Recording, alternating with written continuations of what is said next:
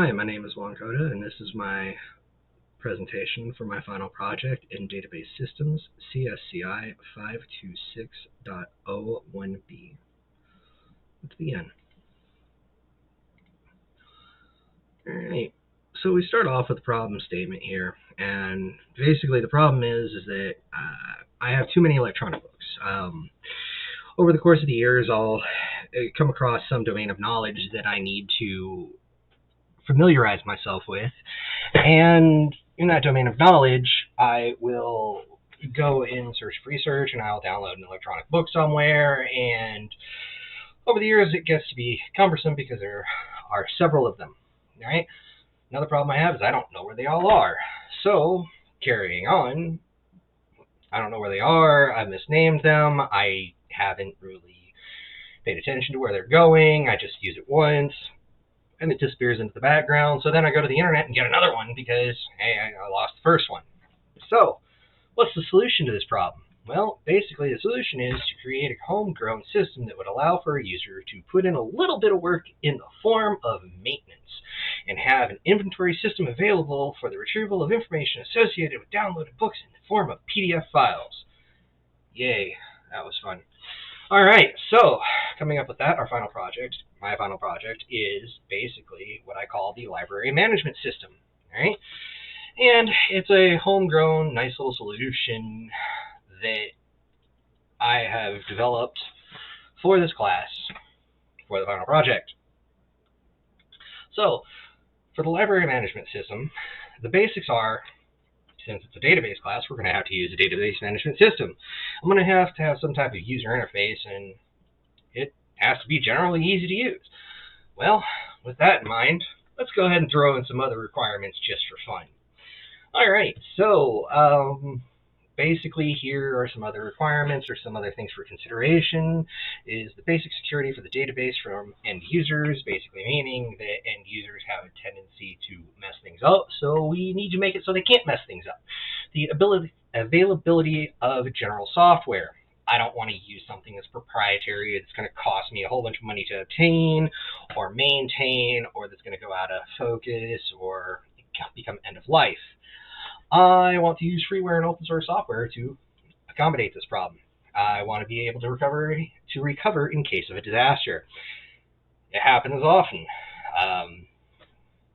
Something will happen, something will get miswritten, something will get deleted, some update happened in a way that I didn't want it to, so I need to be able to recover from that, or that's one of the considerations that I had when building this project. Ability to view the history of the books that I have read. So basically I want to be able to say, about a week ago I was reading something on Python and it had something to do with GUI. So I want to be able to go back through my history and say, oh, well, I used this tool a week ago, and look through my history from about a week ago to see, hey, what was I reading, and then I can, try to get that book back and go from there. All right, then we have the general association of a skill domain to a set of books, such as I want to be able to look up all of the books that I have that pertain to graphical user interfaces or C++ or Python or something of that general vicinity. All right. I also want to have the ability to access a book from the presented user interface. I don't want to look up the path to the book or the book title and then I have to go find it. I just want to be able to, launch it and read.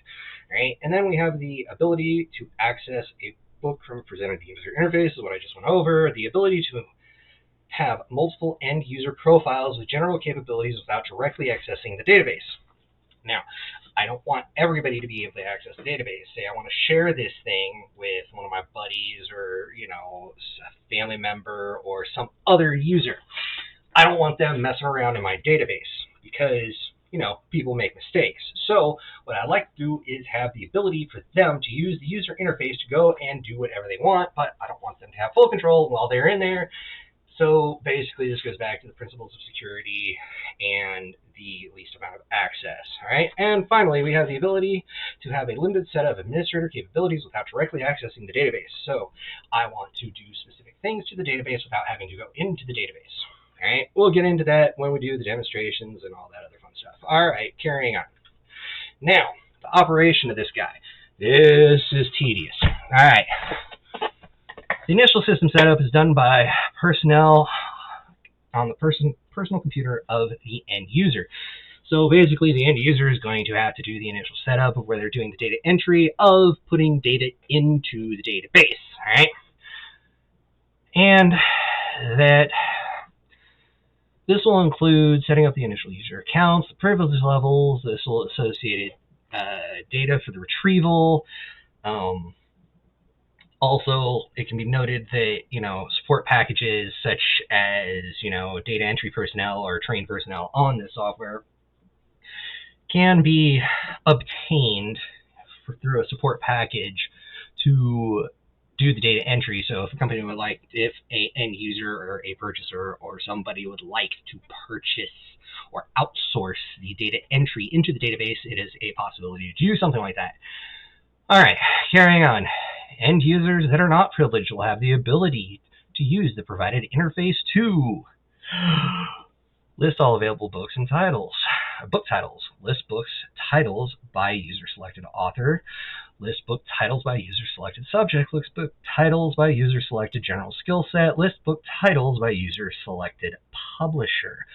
Open a book in a reader application, display book information from the user-selected book title, and display author information from the user-selected book title.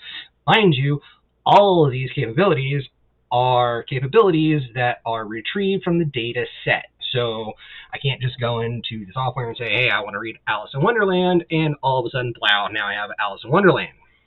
Although that could be implemented in a future feature where we use some type of artificial intelligence or machine learning to go out and scrape the internet and do all sorts of other fun stuff, but that's not here or there at the present moment in time. Carrying on.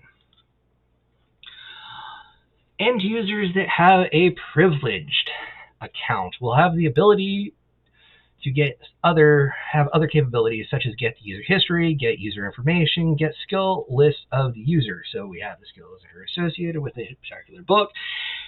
And at the present moment in time, because this is a prototype development, due to budget constraints, time constraints, and all sorts of other factors, this is a prototype development.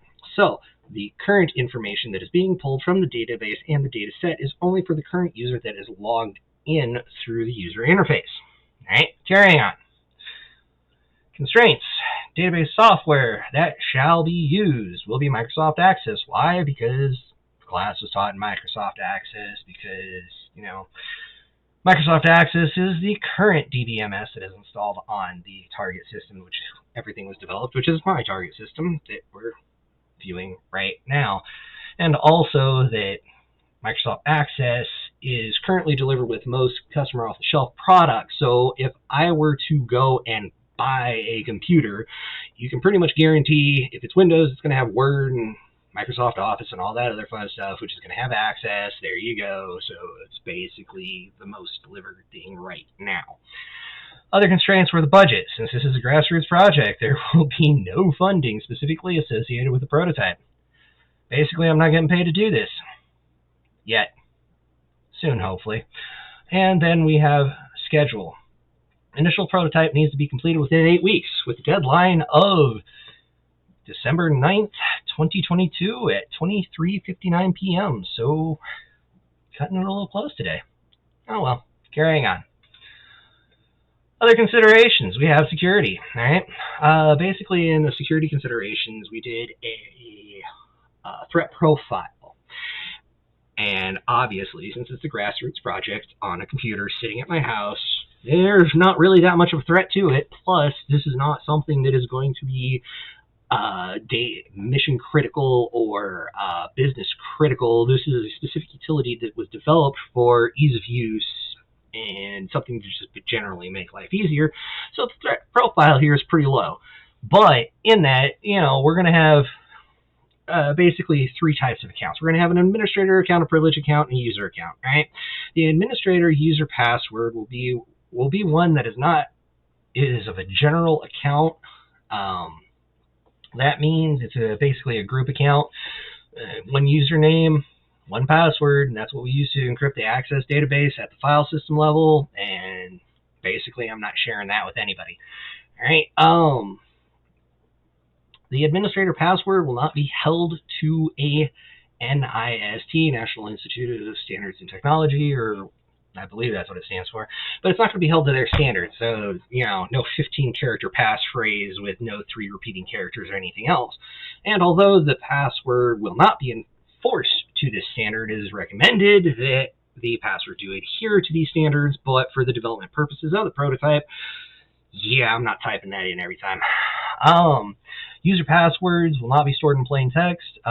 Basically, what we're going to do is a standard hash of password. So we hash the password and check the hashes. If the hashes match, hey, we're good to go. And it's going to be an SHA-1. Why? Because it's sufficient for the threat profile. Passwords will not be stored in plain text. FIRNet encryption will be used. All right. Backups will be maintained on a local system.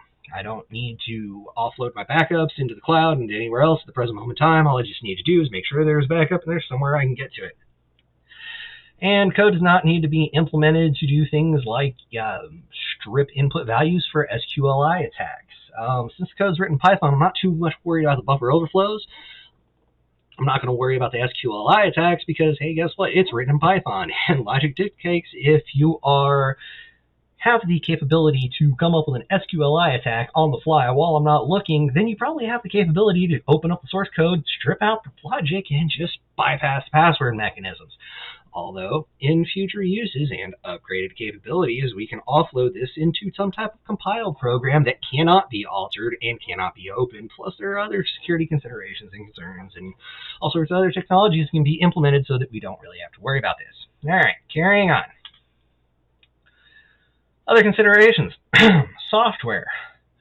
So the main software that I'm using in here is Git, Python 3, PyCrypto, PyCryptoDome, PyODBC, Firefox, those kind of things. They're all free. You can download them. Depending on if I'm selling this commercially is when I have to start worrying about licensing. But since it's a prototype and a proof of concept, not too worried about it at the present moment in time.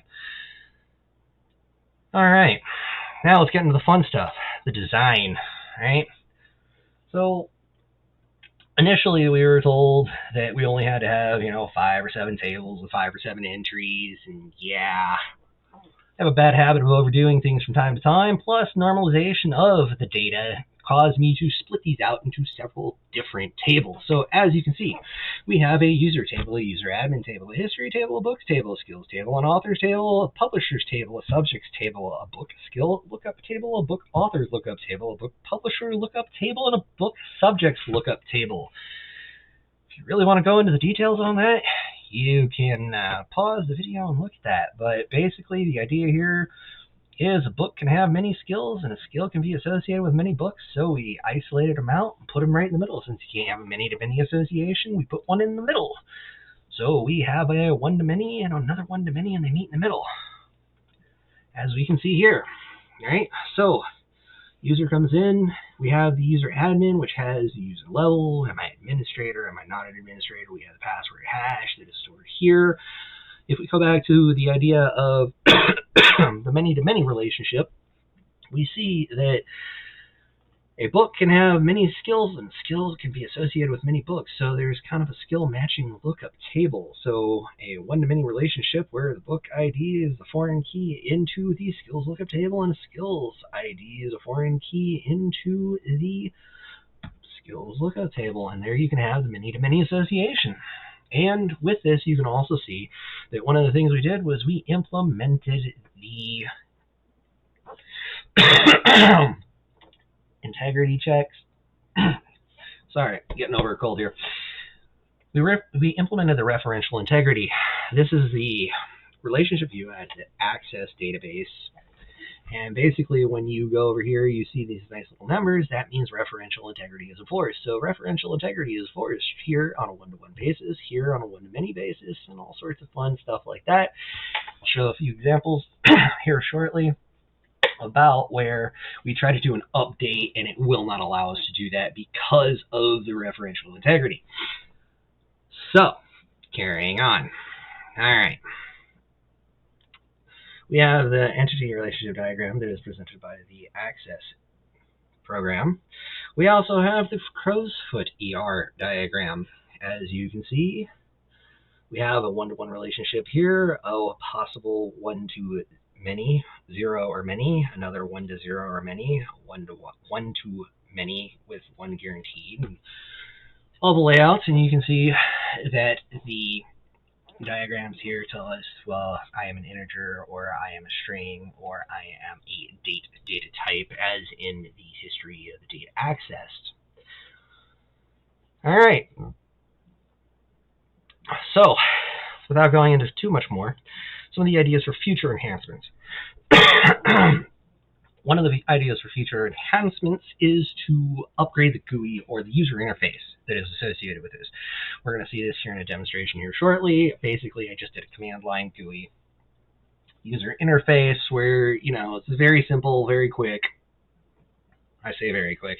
It's very simple, very easy GUI interface. So one of the things we can do is we can throw some, GUI in there, such as PyQt, tkinter, Qt. Basically, as far as any of the GUI languages go, we can throw one of those in there. Upgrading administrator functionality. Basically, I want to be able to get other users' information, not just my own, because I only implemented the, hey, I want my own information at the present moment in time, but I should be able to target other users as an administrator if I wanted to. So upgrading that functionality, upgrading functionality to include methodologies to insert data into the database from the user interfaces, which usually requires some type of form because of the referential integrity, so I'd have to fill out the form. So creating the form, and basically, since I'm already at 1,500 lines of Python code, I figured we're just going to leave this for future enhancements for the ability to insert information, although there is a specific example of the insert of information into the database, which is done by when a user selects a book to open with the application of Firefox such that it can be read. It has the code itself has a stored procedure that goes and will update the history and log, basically to say that user ID so-and-so opened book ID so-and-so, and this is the date that they opened that, and this is what gives us the ability to look up my history and skills and all sorts of other fun stuff. All right, now, that's some of the future capabilities or some of the future ideas, along with, better error checking and things of that nature. Scalability. If we wanted to juice this thing up some more, we could do all sorts of fun stuff. We could implement a high availability network attached storage, such as a NetApp filer. We can implement FIPS secure storage for a database and database backups. We can implement higher security protocols. We can implement a secure operating systems or tools such as Tripwire. We can refactor the system to use an enterprise database management system. We could do all sorts of stuff. We could do any of that, but things like implementing a NetApp filer is going to cost you, if you were to go with something that's not end of life, somewhere in the neighborhood of $250,000 for the filer itself, and then it's about anywhere from $500 to $2,500 per disk. And you have to have a minimum of 3 disks, and there's usually a maximum of 24 disks in a 2-controller filer, which is all sorts of fun. So, hey, you're looking at somewhere in the neighborhood of 300 grand just to get this thing up, plus all the switches, routers, RAIDs, and everything else you need to put in the middle of this, plus the power supply and everything else. It gets quite expensive very quickly. So it is scalable to utilize all these other technologies or hooks in place so that we can put these things in different locations, but this is a prototype and a proof of concept, and I don't have that type of funding to go out, purchase, and try to do proof of concept with, a secure operating system and FIPS compliant operating systems and high availability network attached storages and paying for Tripwire and all sorts of other fun stuff. It's just not going to happen on a prototype. But if somebody wants to fund it, I'll set up a GoFundMe account. All right. So now we're going to go into some demonstrations, all right? We're going to start off with the access side. Now, basically the first thing we're going to do is we're going to go through and we're going to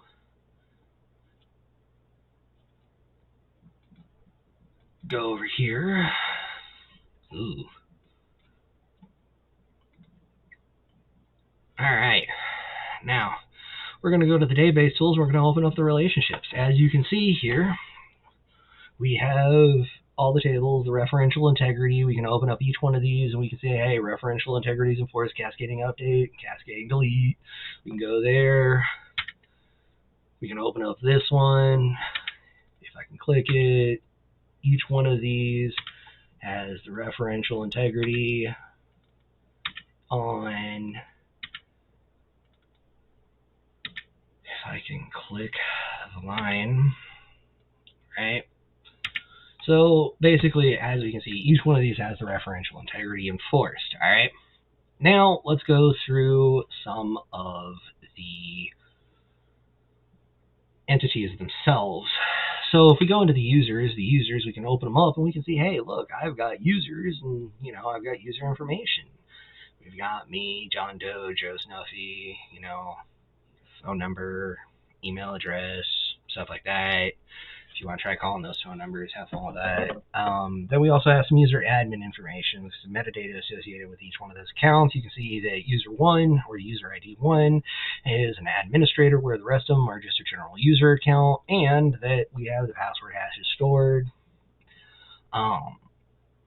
So we go back to the relationships here, and then we go to the history. Now, if we look in the history says, hey, these are auto-incrementing IDs as the primary key here. We have a user ID associated with book ID, and it was accessed at such and such time. And if you'll notice, these are listed as 1905 because I did some very squirrely things trying to get the Python to work with a 32-bit version of access. That's a different story, but it still works. All right, back to the relationships. If we were to go and let's take a look at the books. All right, the books here, we have a larger set. It's a bit more than the 7 that were required, but it has the book ID, the title, local path, ISBN, ISBN 10, number of pages, a book information reference site, basically Google Books, and we continue on. All right, and then we have back to the relationships. Let's go to the author. So we have an authors table, right? And an author can be associated with many books, and a book can be associated with many authors. So we have an author ID, first name, last name, middle name, and this is all the information that I dug up on these guys because, once again, limited time frame. But we have to associate these two together, so we have a book author lookup table. So this tells me book ID has an author ID of 1. And if we continue on, book ID 3 has authors number 3 and 4. So if we go back to the authors, we take a look, author 3, author 4. Well, we have Alan Shalloway and James R. Trott were authors of book number 3, which was Design Patterns Explained, a new perspective on object-oriented programming. All right, enough of the boring stuff. Let's have some fun. All right, let's do some queries. So let's say I wanted to list all skills query, basically. Let's see if we can run this here, right? So this basically tells me all the skills that are available that were a general association to the book. Basically, whatever I tagged them: artificial intelligence, machine learning, Python, security, hacking, agile, military, software testing, software development, on and on and on and on. And let's say, what else do we have here? A different query here, book titles by skill query. All right, so if we take a look here, this basically tells me my skill ID is number 1, 2, 3, 4, 5, 6, 7, and it tells me that the title of the book, A Brief Introduction to Machine Learning for Engineers, is titled as AI and ML, and then Pattern Recognition and Machine Learning is AI and ML, and Understanding Machine Learning Theories and Algorithms is AI and ML, and then we have Python, security, hacking, agile, military, stuff like that. Once again, these are just general books that I had on my computer at a present moment in time. The queries that I have that are listed here in the Access database themselves are generalized queries, whereas the software tool itself actually runs a specific query where it's going to query based on like a skill ID here, right?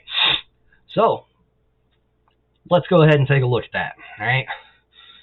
Here we have, basically I created an entry.py as an entry point just because I can.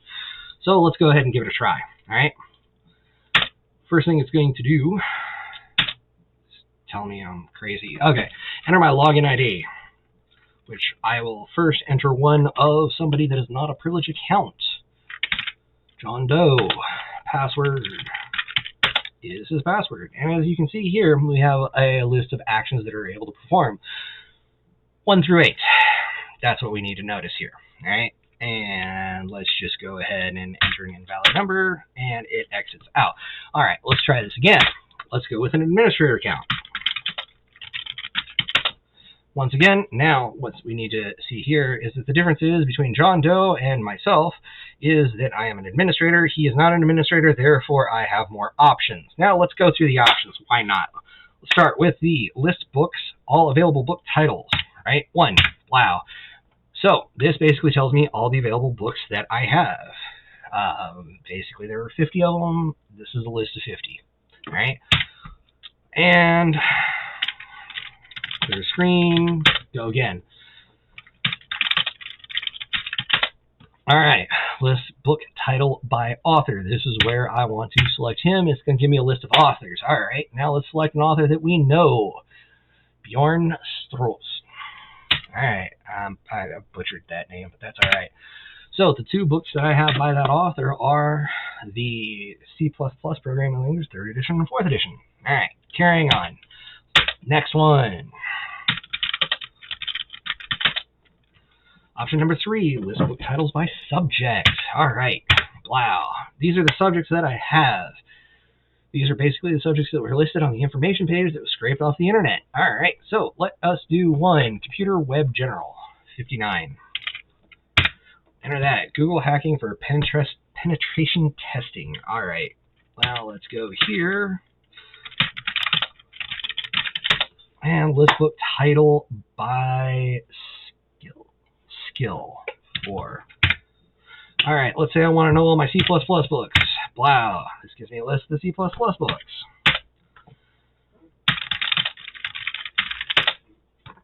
All right, let's do list book titles by publisher, 5. Let's say I want all the books published by McGill. McGill Publishing, the ones that I have is Comprehension Introduction to Python Programming and GUI Design Using Tkinter. Now let's go again. 6. This is where we're going to open a book by Firefox. Now, this is one where we're going to have some fun here. All right, what I'm going to do here is I'm going to close all these, all right? No, I don't want to save any of these. Go away. All right, so we're going to go into the history. We open the history. All right, cool. We see we have options 1, 2, 3, 4, 5, 6, 7, 8, 9, 10, 11. Or we're missing 2 because I deleted that in some prior testing, but that's neither here nor there. All right, now we're going to get option number 6. 6 is going to open a book with Firefox, and I'm opening it by title. I want to do Docker in Action 2nd edition, which is option number 13. As I go for option number 13, which once again we go back here and we see we have 1 through 11. I open that. It opens Firefox. It opens my Docker in Action book, and then we come over here. Let us close history. Let us open history. We have a new entry, entry number 13. Outstanding. With the date, time, information. All right. That shows us our update, or that we have the ability to update into the database itself.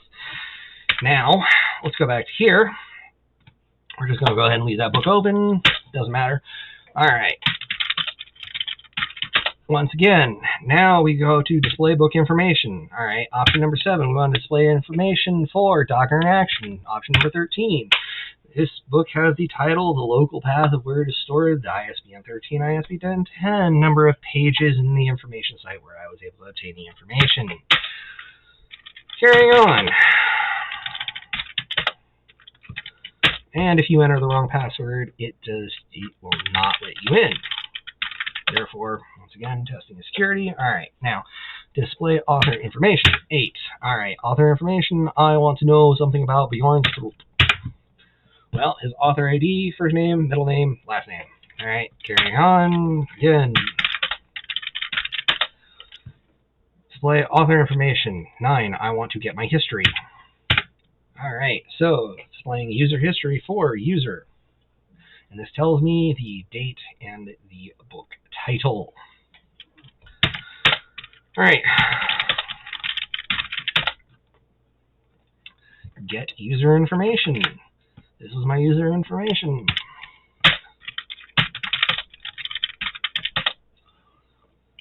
Uh, 11.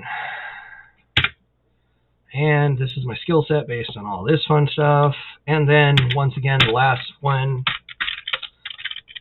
is an option I specifically added. I want to fail an update. So this is where I'm going to try to update something, and the outcome here is I want to ensure that referential integrity was enforced. So we're going to go ahead and hit it.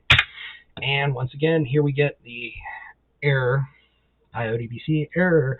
You cannot add or change a record because a rule related to the record is required in a table in users. So basically, this is me saying I was trying to update users and it would not let me because, or I was trying to update a history and it won't let me because the user doesn't exist. Hence, referential integrity. So if we want, we can go back to the access database and we can do we can look at a few of these queries, like the user information query. And we can go in and we can see the SQL view. Basically what we did here was we implemented this in Python. And one of the big ones was like the list, oh, no, not that one. Where is it? User skill set query. This guy. This is basically telling me a user ID and his skill set. This was another great query to try to craft. It has several inner funness, and we can do the design view, and we can also see that this is connected all the way through user to history to books to both skill lookup table to skills. Anyway, so that is the general basics. We can go through all of these and we could look at them, or you can just trust me because we've ran through all of them with Python. And if anyone is interested, Python count, the actual SLOC that was associated with this was 1,490 lines, simple lines of code of Python.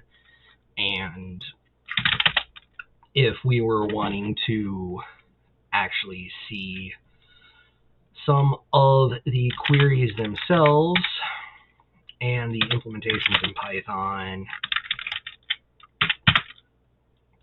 we could see, we can go ahead and just open this one list of all publishers know skills, right? And we can see basically the query is select skills.skill from skills. Or if I wanted to do a more complex one of notepad get user history.py. So you can see where these were implemented and then imported into the entry and then how that functions. Basically object-orienting the whole thing. But anyway, that's neither here nor there. This was the implementation of the code. Now, last notes. This whole database backup system that we have here, aside from the ones that you see that say copy, is in a Git repository so that we can trigger the backups and we can trigger we can basically see all the changes. And I made a whole bunch of changes since then. So we can see Git status and it'll tell me what files were modified, and then I can do a Git log and it'll tell me what was updated when, who, what, where, and why, and that kind of fun stuff. One of the other backup methodologies that I also have in this specific location is that in this, for one of the considerations that I had was being able to back this up, and then another method of backing it up, and one of those is a batch file called backup.bat. And basically what this is that on a Windows system, I would go and use the task scheduler, and I would tell that task scheduler to run this batch file. And basically what he does, if we look into the database here, and it says LMS project backup, and it gives a date timestamp, and as you can see, there's two of them right there. We go ahead and we just double click this. It runs.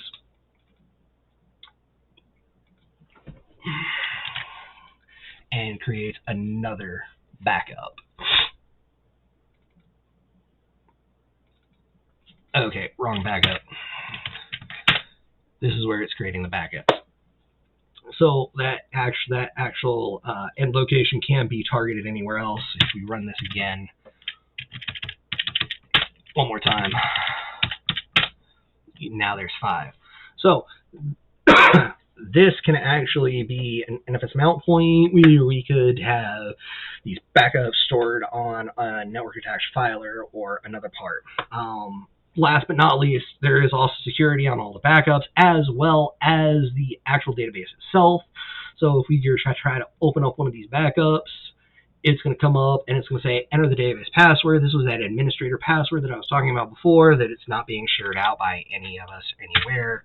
So that is the original developer, or the target end user will have that, and he has the ultimate control to go into the database and make whatever changes that he wants to make. Right? So that covers the security aspect, the future development, current development, the database itself, the database organization, the contents of that database, and the only other implementation of something else to implement in the future would be to implement the ability to have more than just books. So if I wanted articles or websites or any of that. Anyway, so that is it. Thank you. And let's go ahead and turn this back on so you can see that it is still me. And my name is Juan Cota, and this is my presentation for my final project for CSCI 526. Thank you.